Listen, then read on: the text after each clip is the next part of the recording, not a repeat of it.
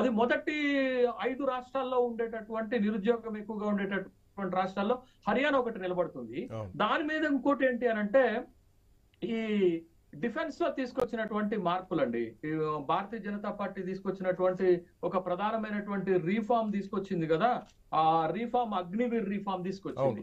ఈ అగ్నివీర్ రీఫార్మ్ తోటి హర్యానాలో ఉన్నటువంటి యువత కొంచెం ఇబ్బందిగా ఫీల్ అయింది.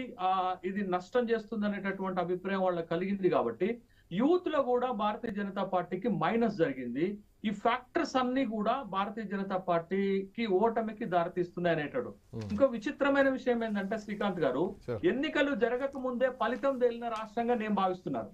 ఎన్నికలు జరగక ముందే ఫలితం తేలినటువంటి రాష్ట్రము కాంగ్రెస్ పార్టీకి ఇంకొక రాష్ట్రం యాడ్ అవుతుంది. ఇప్పుడు 3 రాష్ట్రాలు దేశంలో ఉంటే అంటే మీ అంచనా ఎగ్జిట్ పోల్ కంటే ముందే వచ్చినటువంటి అంచనా, ఎగ్జిట్ పోల్ చూసిన తర్వాత వస్తున్నటువంటి అంచనా అనుకోవాలి? లేదు నేను క్లియర్ గా చెప్తున్నాను కదా, ఎన్నికలు జరగక ముందే ఫలితం తేలినటువంటి రాష్ట్రం ఇది. భారతీయ జనతా పార్టీ నాయకత్వానికి కూడా కంప్లీట్ గా తెలుసు.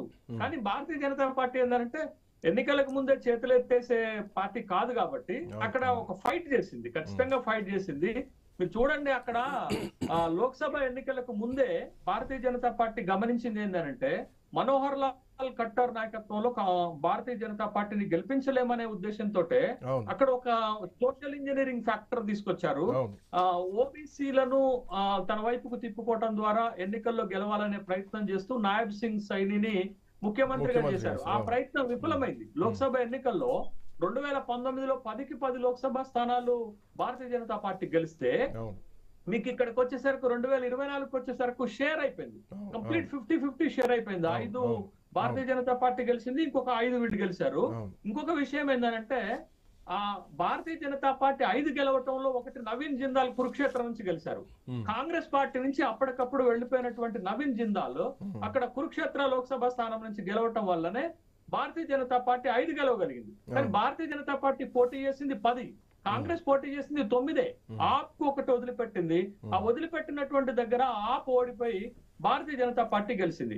అంటే అక్కడి నుంచే ఒక విధమైనటువంటి రిజల్ట్స్ మనకి కనపడ్డాయి. రెండోది, మీకు లోక్సభ ఎన్నికల్లోనే కాంగ్రెస్ పార్టీ 46 శాసనసభ స్థానాల్లో మెజారిటీ చూపించగలిగింది.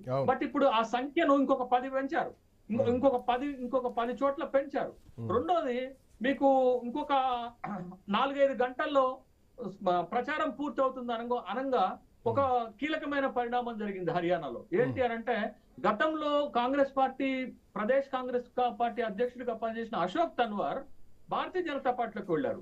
మళ్ళా ఇప్పుడు ఒక 4-5 గంటల్లో ప్రచారం ముగుస్తుందనగా అశోక్ తన్వార్ వచ్చేసి కాంగ్రెస్ పార్టీలో చేరిపారు. యాక్చువల్ గా అశోక్ తన్వార్ రాహుల్ గాంధీకి ఒక గుడ్ ఫాలోవర్ అన్నట్టు.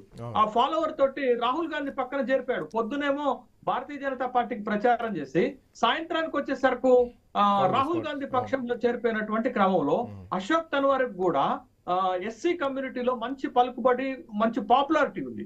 దాంతో ఒక సంకేతం ఏం పోయిందనంటే హర్యానాలో భారతీయ జనతా పార్టీ ఓడిపోబోతుంది అనేటటువంటి ఒక సంకేతం పోవటంతో ఓటింగ్ టర్న్ కూడా లాస్ట్ మినిట్ లో ఒక 4-5% ఓటు కాంగ్రెస్ పార్టీకి అడ్వాంటేజ్ గా మళ్ళింది. అందుకే మీకు చూడండి, ప్రతి అంశం కూడా కాంగ్రెస్ పార్టీకి కలిసి వచ్చింది హర్యానాలో. కాబట్టి ఎన్నికలు జరగటానికి ముందే రిజల్ట్స్ వచ్చినటువంటి ఎన్నికగా నేనైతే చూస్తున్నాను. కాంగ్రెస్ పార్టీ గెలుపు నల్లేరుపై నడక. కాంగ్రెస్ పార్టీ ఓట్లు లెక్కించినా అదే ఫలితం ఉంటుంది, లెక్కించకపోయినా అదే ఫలితం ఉంటుంది. కాంగ్రెస్ పార్టీ గెలుపు ఖాయం. బట్ ఏ స్థాయి, మెజారిటీ ఎంత, ఎన్ని శాసనసభ స్థానాలు గెలవగలుగుతుంది అనేది ఎగ్జాక్ట్ పోల్లో అంటే అక్టోబర్ 8 నాడు వచ్చేటటువంటి రిజల్ట్స్ లో మనం చూసుకోవాల్సి ఉంటుంది.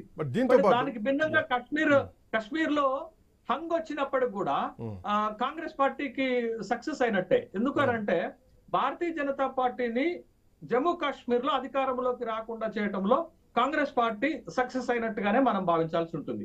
పిడిపి ఇండియా కూటమిలోనే ఉంది, ఎన్సీ ఇండియా కూటమిలోనే ఉంది. రషీద్ ఇంజనీర్ కూడా భారతీయ జనతా పార్టీకి మద్దతు ఇస్తారని ఎవరు అనుకుంటారా? ఎవరు అనుకోరు. కాబట్టి భారతీయ జనతా పార్టీ 28 నుంచి 30 శాసనసభ స్థానాలు జమ్మూ కాశ్మీర్ లో గెలిచినా అధికారంలోకి రాలేదు. ఎందుకంటే 46 రావాలి, 46 చేరుకోవటం భారతీయ జనతా పార్టీకి అసాధ్యం. కాబట్టి బట్ భారతీయ జనతా పార్టీ 2014 ప్రయోగం చేస్తుందా? పీడీపీ ఎన్ని గెలిచినా అంటే ఒక 10 శాసనసభ స్థానాలు గెలిచినా మెహబూబా ముఫ్తీకి బయట నుంచి మద్దతు ఇస్తుందా అంటే మెహబూబా ముఫ్తీ తన మద్దతు తీసుకుంటుందా ఈ పరిస్థితులలో? ఇప్పుడున్న జమ్మూ అండ్ కాశ్మీర్ లో ఇప్పుడున్న పరిస్థితులు వేరుగా ఉన్నాయి. 2014 పరిస్థితులకి ఇప్పుడు వేరుగా ఉన్నాయి. బట్ మెహబూబా ముఫ్తీ భారతీయ జనతా పార్టీ మద్దతు తీసుకుంటుందా? ఒకవేళ మద్దతు తీసుకుంటే చరిత్ర పునరావృతం అయితే మెహబూబా ముఫ్తీ రాజకీయ జీవితం క్లోజ్ అయిపోతుంది. కాబట్టి ఎటు తిరిగినా ఏది చూసినా నేషనల్ కాన్ఫరెన్స్ అలయన్సే జమ్మూ అండ్ కాశ్మీర్ లో ప్రభుత్వాన్ని ఏర్పాటు చేసే అవకాశాలు కనపడుతున్నాయి. ఒకవేళ లేకపోతే ఆ అసెంబ్లీని సుప్త చేతన అవస్థలో ఉంచేటటువంటి అవకాశాలు ఉంటాయి. ఎందుకంటే సెంట్రల్ లో భారతీయ జనతా పార్టీ ఉంది కాబట్టి ఆ ఫెసిలిటీ దానికి ఉంటుంది కాబట్టి తను ప్రభుత్వాన్ని ఏర్పాటు చేయలేదు కాబట్టి బట్ అక్కడ శాసనసభని సుప్త చేతన అవస్థలో ఉంచడానికి అవకాశాలు కూడా ఉంటాయి. బట్ రెండు పాసిబిలిటీస్ జమ్మూ అండ్ కాశ్మీర్ లో ఉంటాయి. బట్ ఏ పాసిబిలిటీ లేనిది హర్యానాలో కాంగ్రెస్ పార్టీకి గుడ్ డే. బట్ దీంట్లో రామారావు గారు చెప్పండి. రామారావు గారు, ఒకవేళ కాంగ్రెస్ పార్టీ అలయన్స్ తో జమ్మూ కాశ్మీర్ లో ప్రభుత్వాన్ని ఏర్పాటు చేసినా గానీ ఇందాక శేషు గారు అన్నట్టు కేంద్రంలో భారతీయ జనతా పార్టీ ఉంటుంది కాబట్టి అఫ్ కోర్స్ స్లీపింగ్ మోడ్ లోనే పెట్టే ఛాన్సెస్ ఎక్కువగా కనిపిస్తాయి. ఎందుకంటే అఫ్ కోర్స్ వాళ్ళు కేంద్రంలో ఉన్నారు కాబట్టి. అండ్ మోర్ ఓవర్ ఏంటంటే కాంగ్రెస్ పార్టీ కూడా అక్కడ చాలా సీరియస్ గానే పనిచేస్తుందనే చెప్పాలి.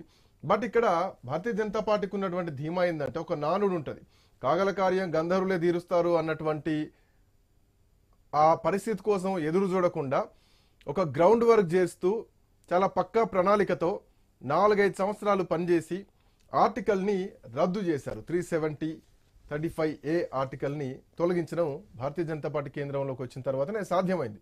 ఈ అంశం వాళ్లకు ఎంతవరకు కలిసి వస్తుంది? అండ్ మరీ ముఖ్యంగా గతం నుంచి కూడా చాలా వాదనలు వినిపించాయి. చాలా మంది విశ్లేషకులు అన్నారు, రాజకీయ నాయకులు అన్నారు, ఆర్టికల్ 370 రద్దు చేస్తే కాశ్మీర్ అల్లకల్లోలం అవుతుంది, దేశం మొత్తం ముక్కలైపోతుంది, చాలా ఉగ్రవాదం పెరిగిపోతుంది, తుపాకులు రాజ్యం వెళ్తాయి, ఇట్లాంటి అంశాలు చాలా వినిపించాయి. మనం బిఫోర్ 370 రద్దుకు ముందు చాలా మంది అన్నారు. బట్ అట్లాంటి ఏమీ జరగకుండా ఈసారి ప్రశాంతంగా ఎన్నికలు జరిగినాయి. ఎక్కడ ఒక తుపాకుల మోత వినిపించలేదు, ఎక్కడ ఉగ్రవాద దాడులు జరగలేదు, ఎన్నికలు ప్రశాంతంగా జరిగినాయి. సో ఈ అంశం పైన భారతీయ జనతా పార్టీ కొంత హోప్ పెట్టుకుందా? ఇందాక శేషు గారు చెప్పినట్టు రషీద్ ఇంజనీర్, సో ఇక్కడ తుపాకులు పట్టిన వాళ్ళు ప్రజాస్వామ్యంలోకి వచ్చారు. ఈ పాయింట్ను కూడా ఇక్కడ బేస్ చేసుకోవాలి. పుస్తకాలు ఇస్తాం, మేము ఊరూరుకు ఒక లైబ్రరీ పెడతాం అన్నటువంటి నినాదాన్ని అక్కడ ప్రజలకు చేరవేయడంలో వీళ్ళు కొంత సక్సెస్ అయ్యారనుకోవాలా? ఈ రెండు పాయింట్స్ ఎట్లా చూడొచ్చు? ఖచ్చితంగా శ్రీకాంత్ గారు, ఇప్పటిదాకా మన మిత్రుడు శేషు రెండు రాష్ట్రాల ఎన్నికల విషయాన్ని చాలా అద్భుతంగా చేశారు. నా మిత్రుడు కనుక అభినందిస్తున్నాను. ఎందుకంటే కాశ్మీర్ లో ఇంకొక ఫ్యాక్టర్ కూడా ఉంది. ఒకటేమో డిలిమిటేషన్ జరిగింది కదా. డిలిమిటేషన్ లో మొత్తం 7 స్థానాలు పెరిగింది. అంటే మొత్తం ఆ డిలిమిటేషన్ లో 7 స్థానాలు పెరిగితే ఒక్కటే కాశ్మీర్ లో పెరిగింది, ఈ 6 స్థానాలు జమ్మూలో పెరిగింది. అది కూడా ఒక రకంగా ఒక స్ట్రాటజీ అంటున్నారు. అంటే మిగతా పిఓకే 143 సీట్లు ఉండాలి, పిఓకే తీసేస్తే 90 స్థానాలు. ఇప్పుడు ఎన్నిక జరిగింది 90కే జరిగింది. పిఓకే సీట్లు అనామతులు అట్లా ఉంటాయి, అది సెటప్ చేసినట్టే లెక్క, సెటప్ సైడ్ చేసినట్టే లెక్క వాటి. కనుక ఈ 90లో చూసుకుంటే మీకు ఈ 6 స్థానాలు జమ్మూలో పెరిగినాయి, కొంచెం బీజేపీకి అనుకూలం కాబట్టి నేను అనుకుంటాను. ఎందుకంటే కాశ్మీర్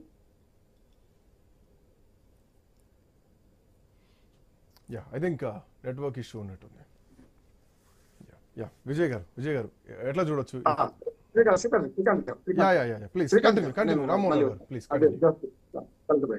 అందుకనే ఈ 6 స్థానాలు జమ్మూ ఎట్లా పోతాయని ఒకటి చూడాలి. రెండోది ఏంటంటే 370 ఆర్టికల్ మీరు వస్తే రద్దు చేస్తారా అనే ఒక బీజేపీ, ఎందుకంటే శేషు గారికి ఏకీభవిస్తూనే ఇన్ని కొత్త పాయింట్ చెప్తున్నాను, సేమ్ అవే రిపీట్ కాకుండా. ఇక్కడ ఏమైందంటే ఈ మీరు వస్తే ఈ 370 ఆర్టికల్ పునరుద్ధరిస్తారా అని బీజేపీ ప్రశ్నకు ఈ కాంగ్రెస్ గాని మిత్రపక్షాల దగ్గర ఎక్కడ సమాధానం లేదు. అంటే పునరుద్ధరిస్తామని ఎక్కడ చెప్పలే.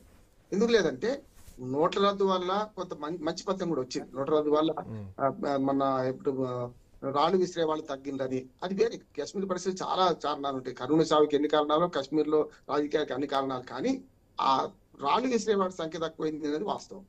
ఈ 370 ఆర్టికల్ రద్దు వల్ల ఒకటేమో కోర్టు నుంచి ఒక ఆమోద ముద్ర లభించింది, సుప్రీంకోర్టు.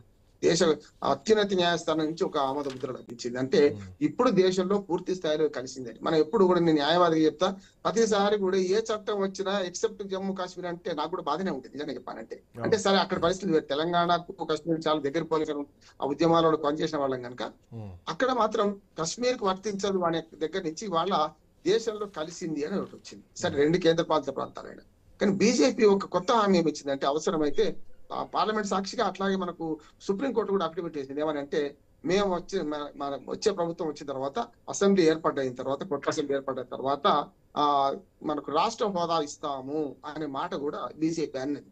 ఇది కూడా ఒక ప్లస్ పాయింట్ బీజేపీ అంటున్నాడు. సరే కాంగ్రెస్ ప్లస్ మైనస్ చెప్తాను. రెండోది ఏమైందంటే ఇప్పుడు ఈ బీజేపీ ప్రచారంలో ఈ 3 పాయింట్లు, ఒకటేమో దేశంలో